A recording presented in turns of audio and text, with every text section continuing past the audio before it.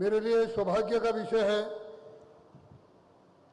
कि मैं सिक्किम राज्य की 50वीं वर्षगांठ के अवसर पर प्रेस क्लब और सिक्किम द्वारा आयोजित गोल्डन जुबली कॉन्क्लेव के समारोह में संबोधित कर रहा हूं। मैं प्रेस क्लब ऑफ सिक्किम और सूचना एवं प्रसारण विभाग के सिक्किम के सरकार को बधाई देता हूं, जिन्होंने राज्य के इस महत्वपूर्ण वर्ष में इस समारोह का आयोजन किया। बंधुओं, जब प्रेस की या प्रेस के पत्रकारों की चर्चा करते हैं तो इस सृष्टि पर ऐसी मान्यता है कि सबसे पहला पत्रकार नारद जी हुए और उनके जीवन को हम लोगों को अध्ययन करना चाहिए। वैसे तो प्रेस क्लब और सूचना प्रसारण विभाग दोनों के अलग अलग काम हैं, लेकिन अगर इन दोनों का तालमेल ठीक हो तो निश्चित रूप से हमारा प्रदेश, हमारा राज्य किस दिशा में बढ़ रहा है उसकी एक अच्छी रूपरेखा ये दोनों विंग बना सकते हैं।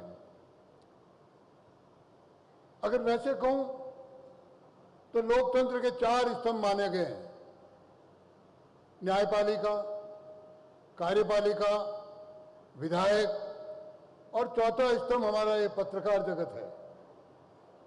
इसलिए इस लोकतंत्र को सफलतापूर्वक और हमारे हिंदुस्तान के लोकतंत्र की दुनिया में छाप है। यहाँ का लोकतंत्र इतना मजबूत बनाया गया है जो अन्य देशों में हम कई बार चर्चा सुनते हैं, अभी अभी अपने पड़ोसी देश में भी हुआ। उसके इस चौथे स्तंभ की वजह से ऐसी संभावनाएं कहीं नजर नहीं आती। ये सम्मेलन गर्व और आत्मचिंतन का क्षण है। ये सिक्किम की लोकतांत्रिक यात्रा के 50 वर्षों का प्रतीक है, जब हमने भारतीय गणराज्य के सदस्य के रूप में अपनी पहचान स्थापित की। ये हमारे सामूहिक उपलब्धियों को स्मरण करने, बदलती हुई चुनौतियों को समझने और प्रकृति के प्रति अपनी प्रतिबद्धता को पुनः सुदृढ़ करने का समय है। इसके साथ ही इस सम्मेलन का मुख्य उद्देश्य सिक्किम और उसकी गोल्डन जुबली समारोह को एक राष्ट्रीय स्तर पर पहचान बनाने का है। आज के सम्मेलन का प्रारूप अतीत और भविष्य दोनों पर ध्यान केंद्रित करता है, जो बेहद समयानुकूल और विचारशील है। जब हम अपने अब तक के सफर का चिंतन कर रहे हैं तो हमें एक महत्वपूर्ण प्रश्न भी उठाना चाहिए: सिक्किम का भविष्य क्या होगा, कैसा होगा? वैश्विक स्तर पर हो रहे तीव्र बदलाव, चाहे वो तकनीकी हो, चाहे आर्थिक हो, पर्यावरणीय या सामाजिक हो, इस प्रश्न को और भी महत्वपूर्ण बना देते हैं। जहां तक सिक्किम की बात है, प्रकृति ने हमें अपार संभावनाएं दी है, लेकिन इस साथ ही साथ अपार चुनौतियां भी हमें प्रकृति ने दी है। यह सम्मेलन न केवल सिक्किम की उपलब्धियों को संजोने का है, बल्कि इसके उज्जवल भविष्य को आकार देने के लिए सामूहिक सोच और विकसित करने का अवसर है। इसलिए सूचना प्रसारण विभाग और प्रेस क्लब दोनों आवेग बैठ करके कैसा विचार करें, यह भी इस सम्मेलन के माध्यम से प्रकट होना चाहिए। सिक्किम हमारे देश के सामरिक परिदृश्य में एक अद्वितीय और महत्वपूर्ण स्थान रखता है। इसकी सीमाएं चीन, नेपाल और भूटान से लगती है और बांग्लादेश भी निकट है, जिससे ये राष्ट्रीय सुरक्षा और क्षेत्रीय सहयोग में महत्वपूर्ण भूमिका निभाता है। माननीय मुख्यमंत्री द्वारा हाल में प्रस्तुत बजट भाषण में इस बात का रेखांकित किया गया है। राज्य की रणनीति भूमिका वर्तमान परिदृश्य में और महत्वपूर्ण हो गई है। अगर हमने ध्यान दिया हो 2014 में, अगर हमारे लोकप्रिय प्रधानमंत्री जी का लोकसभा का भाषण, उन्होंने अपने भाषण में एक बात कही थी। उन्होंने कहा था कि हमारे देश का समान रूप से विकास नहीं हुआ है। देश का पूरा पूर्वांचल इस विकास की दृष्टि से अधूरा रहा है और इसलिए उन्होंने अपने प्रारंभिक काल से ही उत्तर पूर्वी और सीमा क्षेत्रों का विकास कैसे हो, एकीकरण कैसे हो, असाधारण प्रगति की है। इस एक ईस्ट पॉलिसी, वायु और रेल संपर्क का विस्तार और सड़क विकास के लिए बढ़ा हुआ बजट, जिसे कई प्रयासों ने इस क्षेत्र की प्रगति में महत्वपूर्ण योगदान दिया है। इसके साथ साथ हमने सोचा होगा और हम सब पुराने लोगों के विचार भी आता था कि हमेशा अपने मन में जाता था कि हमारा आखिरी गांव है। जब बॉर्डर का लास्ट गांव होता था तो कहते हमारा आखिरी गांव है। लेकिन प्रधानमंत्री ने इसकी भी नई कल्पना दी हमको कि हमारा आखिरी गांव नहीं है, ये हमारा पहला गांव है। और उसके लिए उन्होंने प्लान किया और माननीय प्रधानमंत्री जी ने वाइब्रेंट विलेज प्रोग्राम का एक ऐतिहासिक पहल की है, जो हमारी सीमा क्षेत्रों के समुदायों और बुनियादी ढांचे, आजीविका के अवसरों, आवश्यक सेवाओं से सशक्त बनाने के लिए बनाई गई है। मैं काफ़ी वाइब्रेंट विलेज में भी गया हूँ। कुछ तकनीकी कारणों से थोड़ा समय लगा वहाँ विकास में, क्योंकि प्लान जो बनता था प्लेन धरती का बनता था, लेकिन जब हम 14,000, 13,000, 15,000 फीट पे जाएंगे उसके प्लान में अंतर आता था। उसका भी निस्तारण हुआ है। आदरणीय प्रधानमंत्री जी के ऑफिस से उनके सेक्रेटरी लेवल के अधिकारी आए, डिस्कस हुआ, यहाँ की सरकार ने भी सहयोग किया, यहाँ के हमारे अधिकारी भी बैठे और एक वाइब्रेंट विलेज में कैसे कैसे प्रगति हो, किस प्रकार की प्रगति हो, इसकी सुदूर रचना बनी है।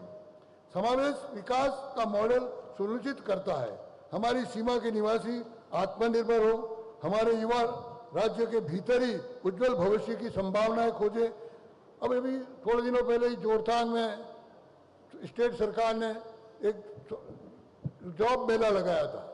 मैं बड़ा आश्चर्य हुआ, उस जॉब मेले में इतनी बड़ी बड़ी कंपनियां आई कि उनके मन में एक कल्पना थी कि सिक्किम का युवा हमारे काम का है।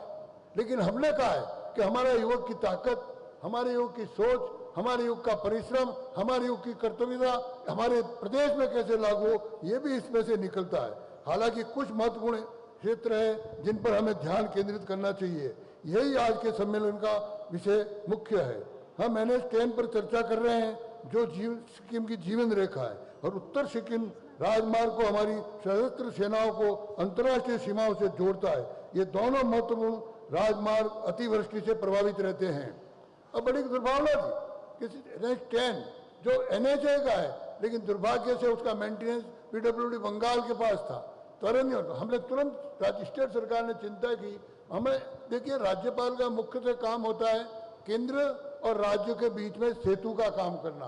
तो हमने आपस में चर्चा करके उसको तुरंत NHI को दिया और आज हमें दिख रहा है कि वो रिपेयर होने का काम बहुत गति से आगे बढ़ रहा है। यहाँ प्राकृतिक आपदा भी लगातार आती है, बादल फटना, असामान्य मानसून हर साल सिक्किम में सड़क मार्ग के अवरुद्ध का कारण बनते हैं और शायद अब समय आ गया है कि हम अपनी सड़कों को इस संकट से बचाने के लिए एक अलग दृष्टिकोण अपनाएं। पूरे NH-10 का खंड जो पश्चिम बंगाल के शेवकों से सिक्किम के गंगटोक तक फैला है, पिछले अक्टूबर में भारत सरकार NHIDCL को सौंप दिया गया है और हम उम्मीद करते हैं कि सिक्किम के प्रमुख मार्ग का प्रबंधन बेहतर और मजबूती से किया जाएगा। NHIDCL मानसून से पहले NH-10 के कमजोर हिस्सों की मरम्मत और मजबूती के लिए कड़ी मेहनत कर रहा है। इस महत्वपूर्ण चर्चा के माध्यम से हम सिक्किम की रणनीतिकरण और बुनियादी ढांचागत चुनौतियों पर भी व्यापक सोच विकसित कर सकते हैं, जिससे राज्य का निरंतर विकास हो। इस बीच सिक्किम में रेलवे लिंक का अब लगभग पूरा होने की कगार पर है, जिससे सीमावर्ती राज्य पूरे देश में जुड़ने जा रहा है। सेवकों और रेंगपो रेलवे परियोजना की आधारशिला 2009 में रखी गई थी। प्रधानमंत्री नरेंद्र मोदी जी के नेतृत्व में सरकार बनने के बाद इस महत्वपूर्ण योजना को अपेक्षित गति और प्राथमिकता मिली है। पैंगोंग हवाई अड्डा, जो सिक्किम का एकमात्र हवाई अड्डा है, तकनीकी कारणों से अब तक पूर्ण रूप से उपयोग में नहीं आ रहा है। मैं रात और दिन यहाँ के प्रशासन को लेकर के भी, वहाँ एविएशन मिनिस्टर से भी लगातार चर्चा की है कि हमारा हवाई अड्डा कैसे चालू हो, और मुझे लगता है कि बहुत जल्दी एक पर्टिकुलर पार्ट वहाँ लगना है जिसकी अभी उपलब्धि नहीं है, वो आते ही मैं मानता हूं हम चिंता करेंगे कि हमारा हवाई अड्डा चालू हो ताकि टूरिस्ट को आने जाने में यहाँ सुविधा हो। ये सम्मेलन सिक्किम में व्यापक निवेश संभावनाओं को उजागर करने का एक महत्वपूर्ण अवसर भी है। इको टूरिज्म, आतिथ्य से लेकर जैविक खेती, हरित ऊर्जा, रचनात्मक उद्योगों तक सिक्किम सतत और उच्च मूल्य निवेश के लिए एक आकर्षक गंतव्य प्रस्तुत करता है।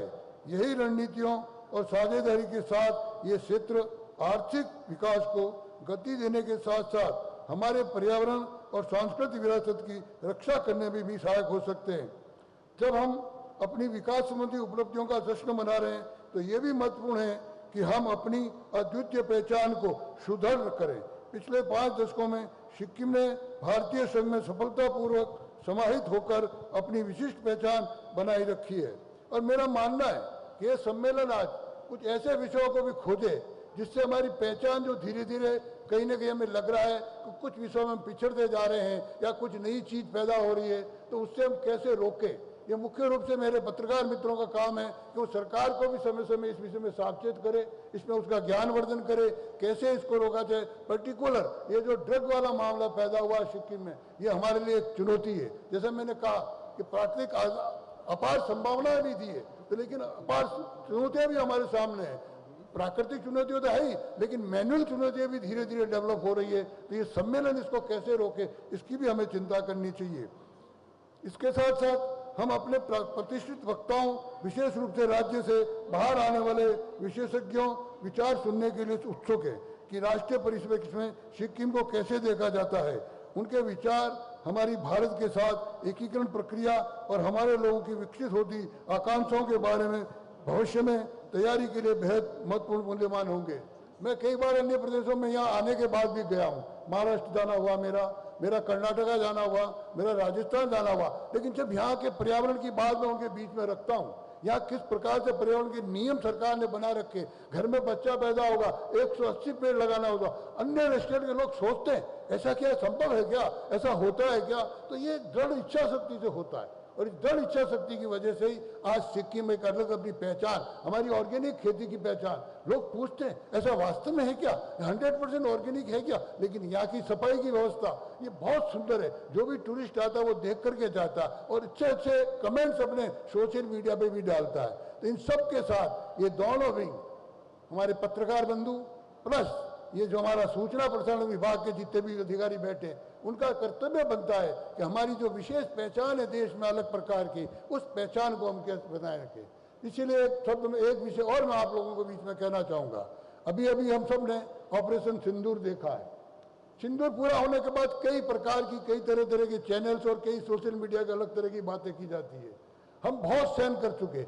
जिस प्रकार से पहलगाम में घटना हुई, 22 तारीख की घटना हुई, हमने प्लान किया, हमारी मन में इच्छा थी कि हम किसी भी आम नागरिक को नुकसान नहीं करेंगे। जो ऐसे आतंकवादी है उनको हम छोड़ेंगे भी नहीं। हम सोचते थे कि क्या भारत ऐसा कर पाएगा, क्या ऐसा संभव है?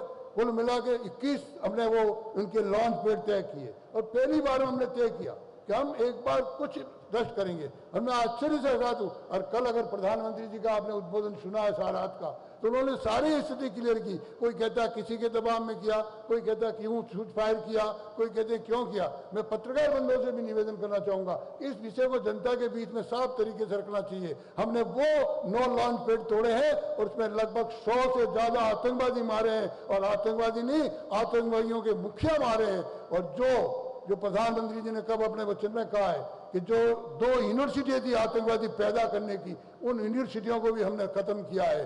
और अब आगे से भी कहा है, हम रुके नहीं हैं। अस्थायी हमने पुलिस स्टॉप लगाया है, ये परमानेंट पुलिस स्टॉप नहीं है। अगर कुछ भी करेगा तो हम उसको छोड़ेंगे नहीं। जो बाकी बचे हैं उनको भी पूरा नष्ट करके रहेंगे। ये हमारी ताकत है, हमारी कर्म। हम किसी का नहीं मानेंगे। कोई कहता है अमेरिका के दबाव में।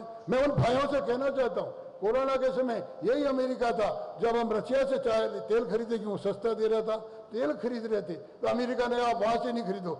आज भारत सरकार ने कहा जहां हमें सस्ता मिलेगा वहां से हम लाएंगे, इस दुनिया में कोई हमें रोक नहीं सकता। इस प्रकार की चीजें जनता के बीच में जानी चाहिए कि किस प्रकार से हम हमारा देश वापस देश वर्ल्ड लीडर बनने जा रहा है। और वर्ल्ड लीडर में बनने के लिए हमारा योगदान भी आवश्यकता है। और हमने कहा है हम छोड़ेंगे नहीं। हम अभी जल समझौता में निरस्त किया, वो निरस्त रहेगा, उसमें कोई समझौता नहीं। हम पानी नहीं जाने देंगे, नहीं जाने देंगे। अगर किसी ने भी कहा तो हम निश्चित रूप से, और अंत तक भी अब बात होगी तो सिर्फ पीओके पे होगी, इसके अलावा किसी विषय पे बात नहीं होगी, या आतंकवाद पे बात होगी। ये दृढ़ निश्चय हमने किया है। इसलिए मेरे प्रिय पत्रकारों बंधुओं, मुझे आज मौका मिला आपके बीच में कहने का, इसलिए मैं आपसे भी आग्रह करके निवेदन करना चाहूंगा कि राष्ट्र हित में ये बात जनता के आम नागरिक तक पहुंचे, कहीं कंफ्यूजन खड़ा नहीं हो। सोशल मीडिया है, कई प्रकार के कंफ्यूजन आजकल खड़े हो जाते हैं। तो मेरा आपसे अपील है कि हम इस विषय को भी ध्यान रखें और जो कुछ हमने किया है वो जनता के बीच में रखें। और ये हुआ है, पूरा हिंदुस्तान एक था, सारी पार्टियां एकजुट थी, सारे लोग एकजुट हुए जब ये संभव कर पाए। इसलिए अगर सिक्किम का भी हमें विकास करना है, सिक्किम को भी वापस अपनी मान्यताएं बनाए रखना है, सिक्किम को भी अपनी पहचान बनाए रखा, तो मेरी आपसे अपील है कि दोनों विभाग जो है, सूचना प्रसारण विभाग और प्रेस क्लब, ये दोनों एकजुट होकर के काम करेंगे। निश्चित रूप से दोनों के विचार अलग अलग होंगे। प्रेस क्लब का अलग काम होगा, सूचना प्रसारण का अलग काम होगा, लेकिन हम विकास के लिए एकजुट होकर आएंगे तो निश्चित रूप से सिक्किम आने वाले समय में एक पूरे देश के लिए उदाहरण राज्य बन के रहेगा। इन्हीं शुभकामनाओं के साथ आपने मुझे बुलाया, आप सबको मुझे आदर किया, इसके लिए आप सबका बहुत बहुत धन्यवाद। भारत माता की।